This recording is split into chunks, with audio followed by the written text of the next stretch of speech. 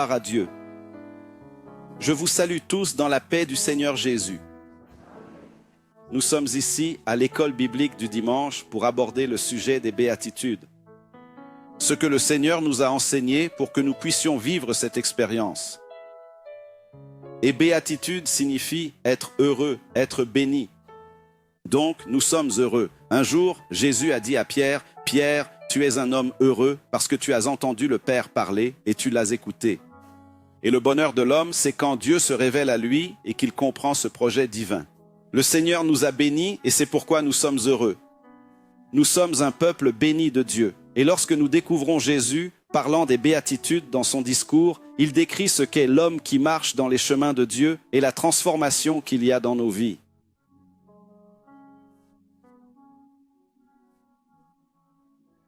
Et c'est une transformation. Quand nous chantons le cantique « Christ vit en moi », c'est parce que nous sommes nés de nouveau dans ce processus.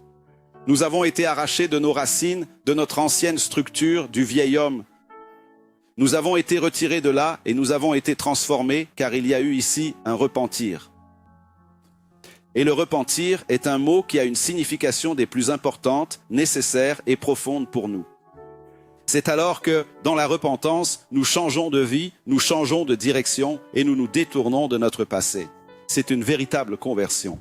Nous étions engagés sur un sentier, dans une voie qui, sans nul doute, ne nous aurait jamais conduit à la demeure du Père. Mais dès l'instant où le Seigneur nous a interpellés, ce chemin-là, eh bien, il a fait demi-tour. Il est revenu à notre origine, lorsque nous avons été créés à l'image et à la ressemblance de Dieu, pour que nous revenions vers lui. Ainsi, la conversion, c'est cela, l'homme qui est véritablement changé, transformé et qui se repent. Ce n'est pas qu'un simple changement de religion, ni juste un changement de comportement, mais un vrai changement de vie, une nouvelle naissance. Alors, lorsque nous croyons en Jésus par la foi, cette foi se manifeste en nous et extérieurement, nous démontrons concrètement ce que Dieu a accompli au plus profond de notre être intérieur. Alors, comme Jacques parle des œuvres, il dit « Montre-moi ta foi sans les œuvres. Quant à moi, c'est par mes œuvres que je te montrerai ma foi. » Il dit ceci. Quand un homme fait une rencontre avec le Seigneur, sa vie est changée.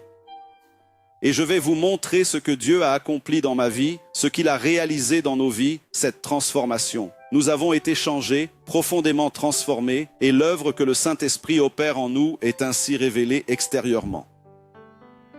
Pierre, quand l'Église a commencé à faire ses premiers pas, il y a eu le baptême du Saint-Esprit, disons que c'était l'inauguration de l'Église, et Pierre délivre un message. Et ce message pénètre profondément dans le cœur de ceux qui l'écoutent. Ils en furent vraiment émerveillés. Quelle chose merveilleuse en vérité. La promesse s'est accomplie à notre époque. Mais alors le doute est venu. Mais attendez, qu'est-ce qu'on doit faire? Que ferons-nous donc, frères et sœurs bien-aimés? Alors, que ferons-nous? Quelle attitude devons-nous adopter? Et la parole fut catégorique. Repentez-vous, chacun de vous, et que chacun de vous soit baptisé au nom de Jésus pour le pardon de vos péchés, et vous recevrez le don du Saint-Esprit. Alors, savez-vous ce que vous devez faire? Repentez-vous. C'est un message de salut lié au repentir et au changement de vie. C'est un élément essentiel. Le changement de vie doit absolument se produire. C'est lorsqu'il y a l'opération de Dieu en nous et que nous sommes convaincus par le Saint-Esprit que nous descendons dans les eaux du baptême, montrant notre transformation. Là, nous y entrons, et cela représente le fait que le vieil homme a été enseveli pour toujours. Sans aucune vie, il a changé. Maintenant, des eaux du baptême, il ressurgit, l'homme nouveau, transformé. Il n'est plus du tout le même qu'avant. Et l'ancien, non, il est mort. Plus aucune nouvelle de lui. C'est fini. Il était condamné par le péché, mais il n'existe plus du tout. La justice de Dieu l'a atteint, mais maintenant, cette nouvelle créature qui ressurgit n'est pas la même. Celui qui a été enseveli, il est différent. Alors, qu'est-ce que c'est le repentir? Le repentir, si l'on se réfère à l'original du mot, en grec, métanoïa. Cela signifie un changement complet de mentalité, de compréhension, de manière de penser et de direction, un changement absolument total. Vous voyez l'homme sans l'expérience de salut, et maintenant vous voyez l'homme sauvé, c'est une autre personne. Quelqu'un dit, c'est qui celui-là, un tel? Non, ce n'est pas possible. Celui-là était comme ça avant, et maintenant? Non, maintenant c'est une nouvelle créature, c'est quelqu'un d'autre. Oh, Dieu change vraiment l'homme, n'est-ce pas? Dieu transforme radicalement la personne. C'est incroyable, n'est-ce pas? Maintenant, je vois qu'il s'est vraiment converti, car ses attitudes ne sont plus celles qu'il avait autrefois. L'apôtre a été des plus catégoriques en abordant les sujets de la repentance et de la conversion. Ainsi, cette mentalité doit être détruite. Le vieil homme doit disparaître afin que nous ayons désormais la pensée du Christ, parce que ce n'est plus notre esprit qui gouverne, mais un esprit transformé dans le sens de la vie. Alors, le repentir implique un changement total de vie et de mentalité. Alors, cet homme qui naît maintenant est un homme tout à fait différent de celui qui a été enseveli par cette opération du Saint-Esprit. Alors, qu'est-ce que la parole dit? Et si quelqu'un est en Christ, il est une nouvelle créature. Les choses anciennes sont passées. Voici, toutes choses sont devenues nouvelles. Tout est nouveau dans nos vies. Nous recevons le Saint-Esprit. Quand on reçoit le Saint-Esprit, il convainc de péché, de justice et de jugement. C'est donc le Saint-Esprit qui accomplit cette œuvre, et nous sommes baptisés par le Saint-Esprit. Alors, le Saint-Esprit nous convainc et nous sommes aussi, quoi? Baptisés. Alors, lorsque nous nous convertissons, les dons du Saint-Esprit se manifestent en nous, car c'est le signe évident que nous sommes maintenant entièrement dirigés par le Seigneur, par le Saint-Esprit. Et le fruit du Saint-Esprit, car ce fruit-là est une œuvre de Dieu. C'est-à-dire que nous sommes cultivés par le Seigneur, nous produisons alors le fruit du Saint-Esprit, et la parole nous dit « Produisez des fruits dignes de la repentance ».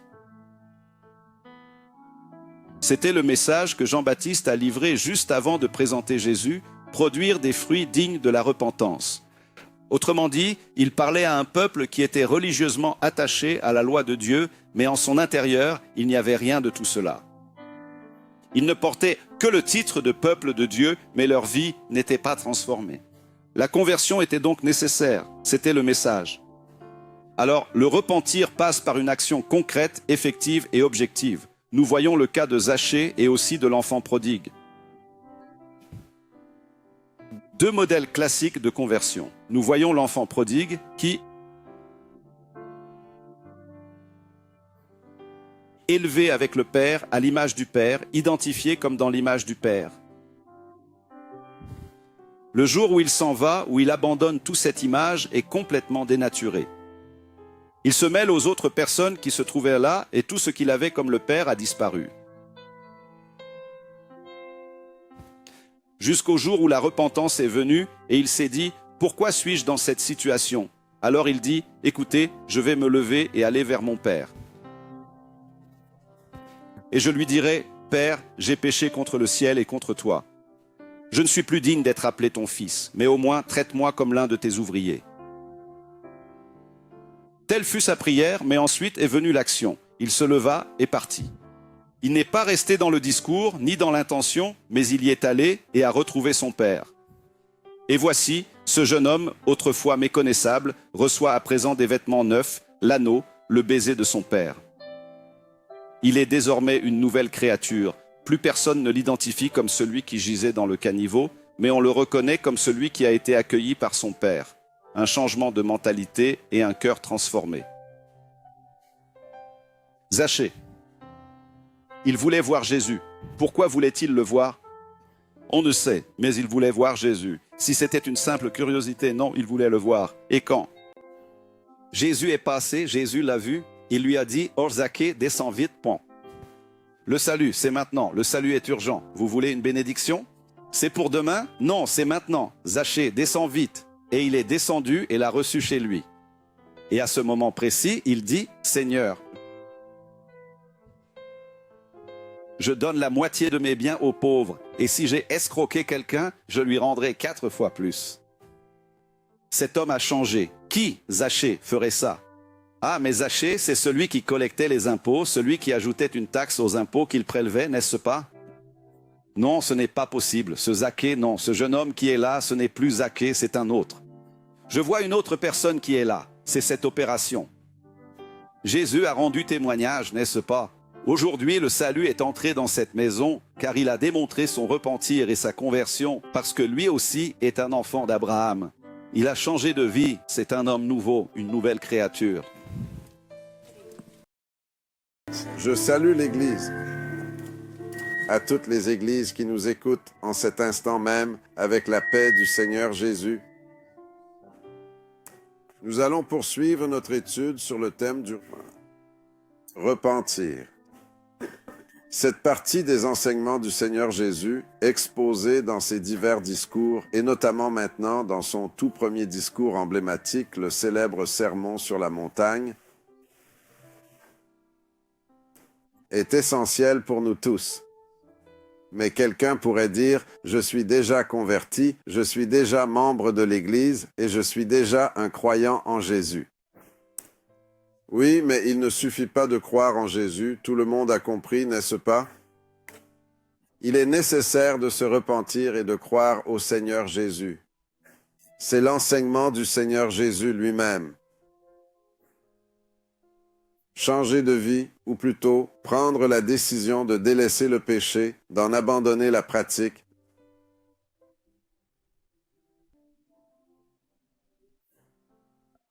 Les passions pour les choses de ce monde, les passions de la chair, l'orgueil de la vie, et de prendre la décision de suivre Jésus dès à présent. Repentez-vous et croyez au Seigneur Jésus, telle est la substance même du message. Et nous venons à l'instant même d'en avoir la pleine audition, n'est-ce pas? Quel est l'objectif du Seigneur pour nous? En œuvrant dans nos cœurs par le Saint-Esprit, et ensuite, plus encore, en renforçant cette opération en nous baptisant du Saint-Esprit. Que nous puissions tous recevoir le pouvoir de témoigner, le pouvoir de vivre une vie digne du Seigneur. En d'autres termes, témoigner par notre vie. Il y a des gens qui témoignent sans même ouvrir la bouche, simplement par leur comportement. Vous avez certainement déjà eu cette expérience, que ce soit par rapport à vous-même ou par rapport aux autres. Non, c'est que j'ai remarqué que cette personne était différente. Son comportement était différent. Il avait quelque chose que les autres n'ont pas. Et les gens sont attirés par sa vie. Il témoigne d'une vie digne, d'une vie où ce qu'il dit et ce qu'il fait montrent qu'il est différent. Une chose extraordinaire s'est produite en lui.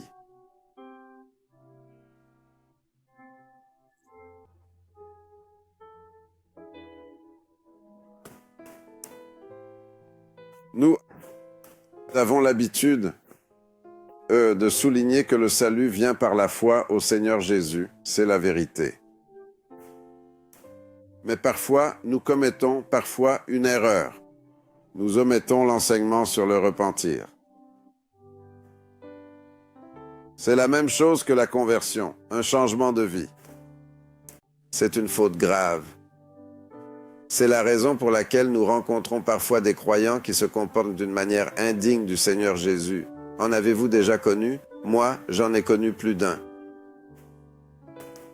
Avez-vous déjà vu des chrétiens menteurs? En connaissez-vous? Ils vous trompent en faisant affaire avec vous. Des croyants malhonnêtes.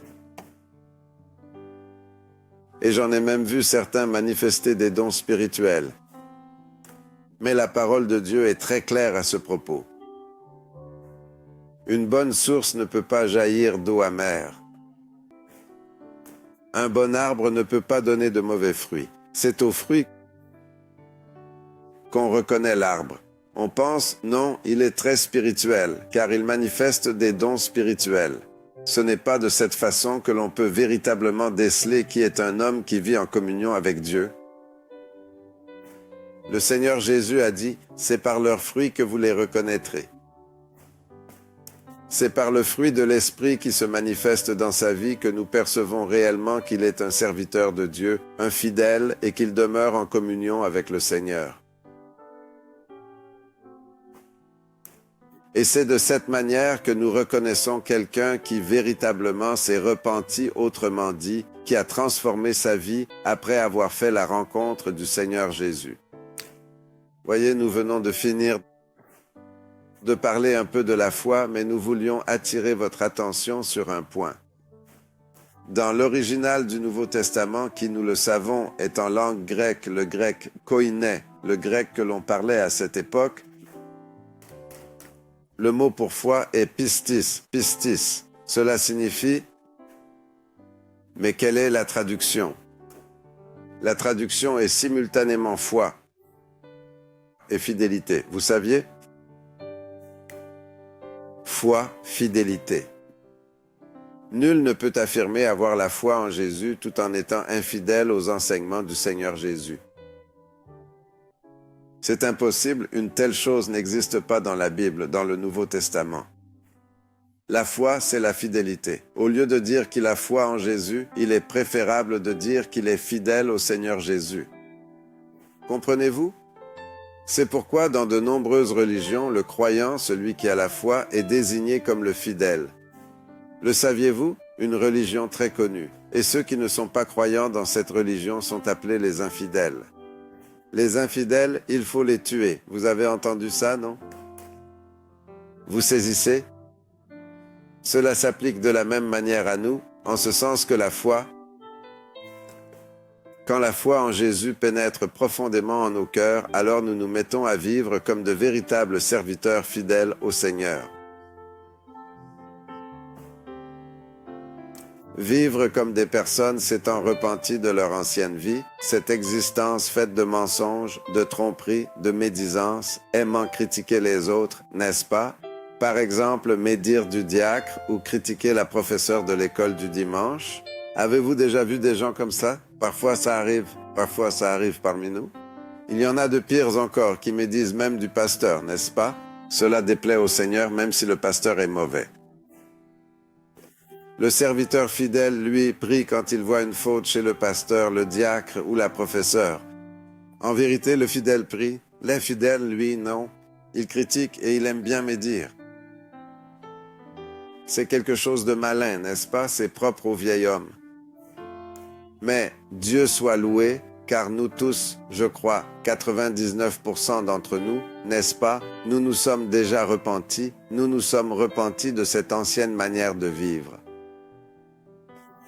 Et nous répétons ce verset que nous connaissons bien, 2 Corinthiens 5, 17. Si quelqu'un est en Christ, il est une nouvelle créature. Les choses anciennes sont passées. Voici, tout est nouveau. Loué soit le Seigneur, frères. Nous pouvons tous nous réjouir, car toutes choses sont devenues nouvelles dans nos vies. N'est-ce pas merveilleux? Nous sommes véritablement de nouvelles créatures.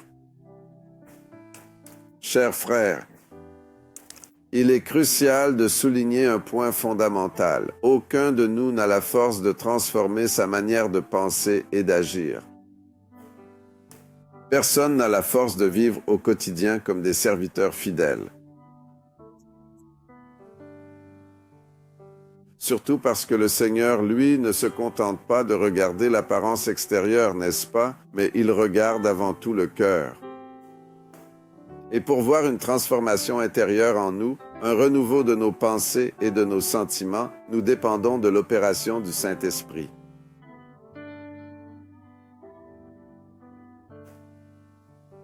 Tant pour la nouvelle naissance, nous avons besoin du Saint-Esprit, n'est-ce pas? Jésus dit « Nul s'il ne naît d'eau et d'esprit ne verra le royaume de Dieu ». Nous avons besoin de l'action du Saint-Esprit dans la nouvelle naissance afin qu'il y ait un vrai repentir, un repentir véritable. Mais nous avons aussi besoin de l'Esprit Saint tout au long de notre vie. Pourquoi? C'est une vie de la sanctification, n'est-ce pas? Ou la vie dans la sanctification. Et la sanctification est une véritable opération du Saint-Esprit. Il y a un verset qui dit « Sanctification, nous sommes sauvés par la sanctification de l'Esprit ». C'est pourquoi le Seigneur nous a envoyé son Saint-Esprit, n'est-ce pas? C'est pourquoi le Seigneur nous baptise du Saint-Esprit. Donc, je pensais que le Seigneur baptise du Saint-Esprit uniquement pour me donner la puissance de prêcher l'Évangile, dire de bouche, n'est-ce pas? Je pensais que nous étions baptisés du Saint-Esprit uniquement pour recevoir des dons spirituels. C'est vrai, Tout ce que je viens de dire est correct. Mais en premier lieu, c'est pour nous octroyer la puissance de marcher selon l'Esprit. Marchez selon l'Esprit, et vous n'accomplirez jamais les désirs de la chair, ainsi nous l'affirme la parole de Dieu. Car ceux qui sont dans la chair ne peuvent pas plaire à Dieu. En effet, le médisant ne peut pas plaire à Dieu. Ne peut plaire à Dieu. Le menteur, lui non plus, ne plaît pas à Dieu. Le voleur, celui qui est malhonnête, ne peut plaire à Dieu. Ne plaît pas à Dieu. Nous ne pouvons absolument pas témoigner de Jésus avec autorité et puissance si les désirs de la chair se manifestent et prennent le dessus dans nos vies. Eh oui, notre prédication sur Jésus, croyez en Jésus, venez à mon église, venez y assister. Une parole qui va changer votre vie. Peut-on dire ça si ça n'a même pas changé la nôtre, n'est-ce pas? Ce type, ce menteur, de parler et ma vie va être transformée, n'est-ce pas? Alors, mes frères bien-aimés, nous insistons sur le fait que la parole de Dieu nous enseigne clairement que c'est le Seigneur lui-même qui opère en nous.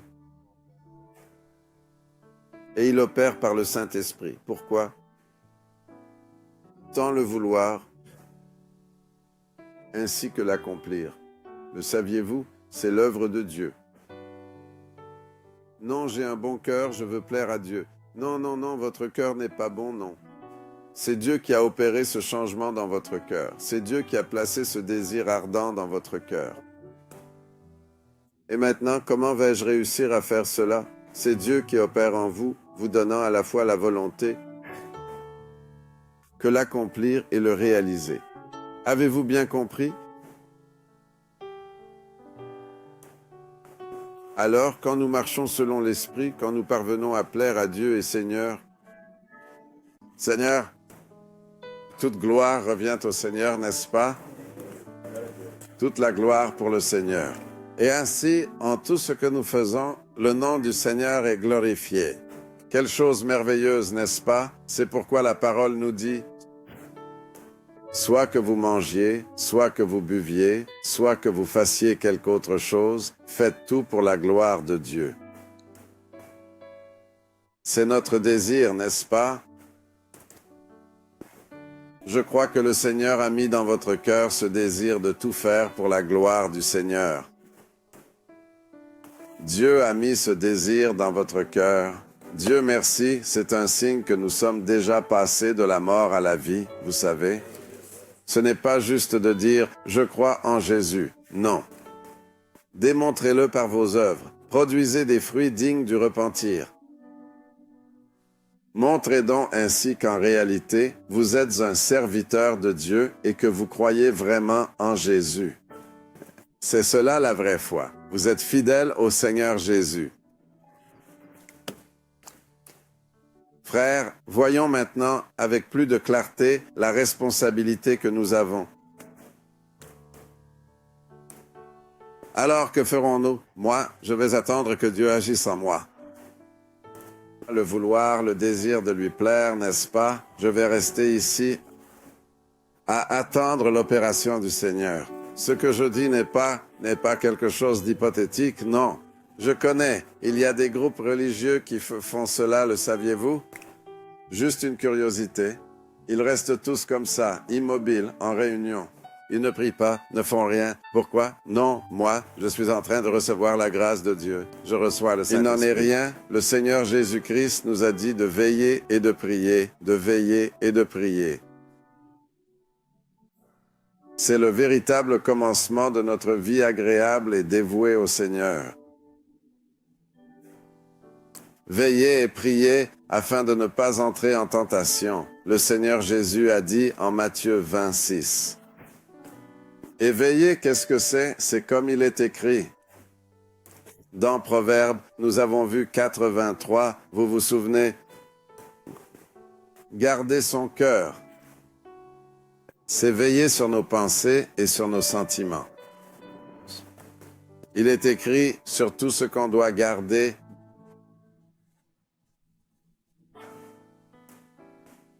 Garde ton cœur, car de lui proviennent toutes les sources de la vie. Quelles sont ces sources de la vie? Dans une version plus claire, il est écrit « les sources de la vie ». Pourquoi? C'est du cœur que notre cœur est comme une source d'où proviennent nos pensées, nos sentiments, nos choix, n'est-ce pas, et toutes nos décisions. Il faut que nous tous, frères, nous prions, implorant encore et toujours plus du Saint-Esprit, car lui seul, le Saint-Esprit, peut nous fortifier spirituellement afin que nous ne péchions pas contre le Seigneur, n'est-ce pas? La promesse et la promesse du Seigneur est claire, il nous répondra. Quand nous prierons, Seigneur, je veux plus de ton esprit, plus de ta grâce, de la puissance pour vivre une vie sainte. Le Seigneur Jésus a dit dans Luc 11, 13, « Combien plus le Père céleste donnera-t-il le Saint-Esprit à ceux qui le lui demandent, n'est-ce pas? » Alors, chers frères, en revenant à cette première béatitude, en faisant allusion à cette première béatitude, vous vous en souvenez? Quand nous prenons conscience de notre pauvreté spirituelle, c'est déjà une opération du Saint-Esprit en nous. C'est une bénédiction car reconnaître notre pauvreté et dire « Seigneur, je veux ta richesse, je veux être enrichi, ne pas vivre misérablement, spirituellement parlant. » Et le Saint-Esprit agit à travers la parole, nous le savons. Le Saint-Esprit est aussi celui qui vivifie la parole, la rend vivante, qui parle à nos cœurs, transforme nos vies et nous montre ce qui ne va pas en nous. Nous lisons, « Ne soyez ni menteurs ni voleurs, mais avec miséricorde. Et moi je dérobais, n'est-ce pas? » N'est-ce pas vrai? Et le Saint-Esprit ne nous convainc pas seulement de péché. Vous vous souvenez du verset? De péché, de justice, de jugement, mais il nous rend aussi capables de vivre ce qui est écrit dans la parole. Il opère le fait de vouloir et aussi le fait de faire en nous. Il nous donne la capacité et le pouvoir de vivre, oui, une vie d'obéissance à la parole de Dieu, ce qui est le désir de tous les frères. Il nous rend capables de mener une vie qui soit véritablement agréable au Seigneur. Dans Jean chapitre 16, verset 8, nous voyons le Seigneur Jésus-Christ expliquer ce que je viens de dire. Le rôle du Saint-Esprit qui convainc l'homme, n'est-ce pas, du péché, de la justice et du jugement, je le répète. Et expliquons au nouveau dans la foi.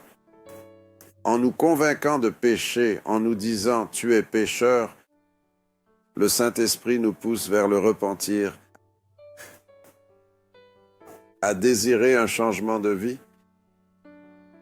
Et en nous convainquant que Jésus-Christ est notre justice et qu'il est mort pour notre justification, le Saint-Esprit nous amène à faire confiance à Jésus, à croire en Jésus, qui est aussi confié sa foi, afin que nous soyons justifiés par la foi en son sacrifice sur la croix du Calvaire. Ou comme Paul l'écrit, par la foi en son sang. Et le Saint-Esprit nous pousse également à aspirer à vivre comme des justes, comme des saints. Et en nous convainquant du jugement de Dieu, péché, justice et jugement, non, en nous convainquant du jugement de Dieu, le jugement sur ceux qui ne se sont pas repentis, le Saint-Esprit engendre en nous la crainte de l'Éternel. Il y aura un jugement, et cela nous inspire la crainte en nos cœurs, n'est-ce pas? La crainte de l'Éternel est le début de la sagesse. Rappelons-nous maintenant, mes frères, quelque chose que nous avons déjà appris la semaine dernière lorsque nous avons étudié les béatitudes. Lorsque nous pleurons sur nos péchés, heureux sont ceux qui pleurent, n'est-ce pas? Mais nous pleurons. Ce n'est pas parce que quelque chose nous a déplu, mais parce que quelque chose de très grave nous a déplu, le péché, alors que nous voulions plaire au Seigneur et avons failli. N'est-ce pas triste, frère?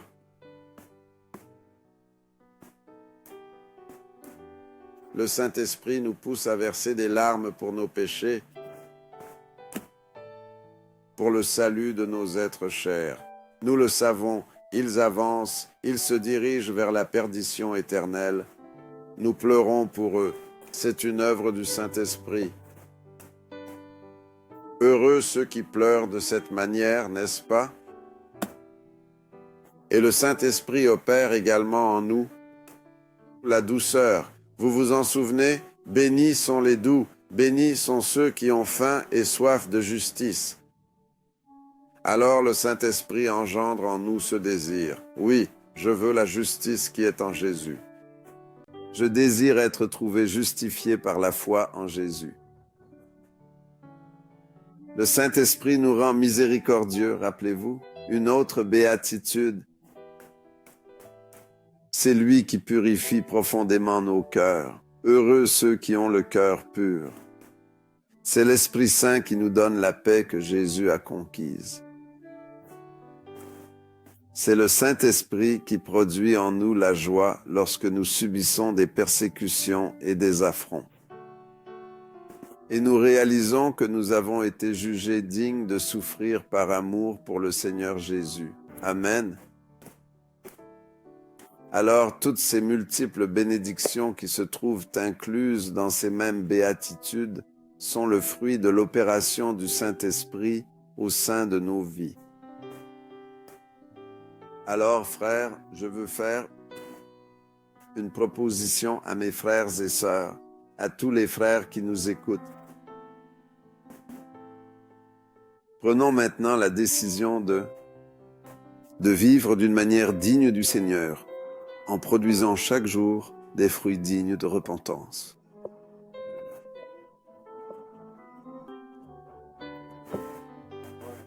Qu'il y ait en nous une œuvre de l'Esprit, produisant en chacun de nous ce précieux fruit de l'Esprit. Il est mentionné dans Galates, chapitre 5, verset 22. Pourrions-nous le projeter, s'il vous plaît?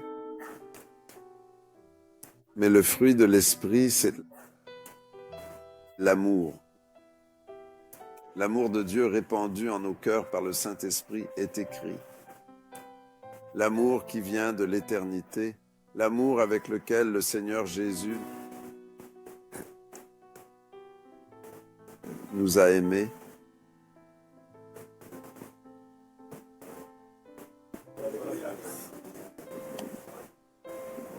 Et il nous aime, il continue de nous aimer. Que vous vous aimiez les uns les autres de la même manière que moi, dit le Seigneur. La joie, c'est l'allégresse, la joie du Saint-Esprit, la joie du salut. La paix, je vous laisse la paix du Seigneur Jésus. La longanimité, qui est la patience, la tolérance, la bénignité, qui est un cœur où il n'y a que. Il y a des sentiments bienveillants, des pensées bienveillantes.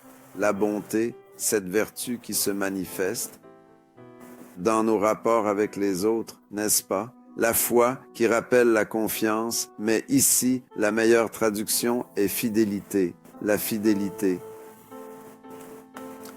Douceur. Non, il est doux, il aimait faire sa volonté, mais il entend maintenant le Seigneur dire « Mon fils, cela ne me plaît pas ». Il se soumet docilement au conseil du Seigneur. Je voulais faire quelque chose. Non, ce n'est pas ça. Alors le Seigneur lui dit, non, pas comme ça, mon fils. et il se soumet docilement au conseil du Seigneur, n'est-ce pas? La tempérance, la maîtrise de soi. Frères et sœurs bien-aimés, demandons au Seigneur qu'il produise en nous chaque jour ce fruit, le fruit du Saint-Esprit. Et chaque jour, voici une suggestion qui ne fera de mal à personne. Quand vous commencez à prier le matin, au réveil, votre première prière doit être « Seigneur, manifeste dans ma vie le fruit de ton esprit ». L'amour, bien sûr, la joie et bien entendu la paix. La bénignité, la longanimité, la bonté, la fidélité, la douceur, maîtrise de soi. Ça ne fera de mal à personne, vous savez. En priant de cette manière, vous recevrez une très grande bénédiction. Et si quelqu'un ici ou si quelqu'un dans l'une de nos églises avait la foi, cette foi, tout le monde dit avoir, n'est-ce pas, en Jésus, mais ne produisait pas de fruits dignes de la repentance. Prenez cette décision maintenant. Je changerai de mentalité, je transformerai ma vie à partir de maintenant. Je veux mener une vie digne de mon Sauveur. Mes frères, nous glorifions Dieu, car il nous a envoyé le Saint-Esprit afin de nous conduire au repentir et de nous avoir donné le pouvoir de vivre dans la sainteté.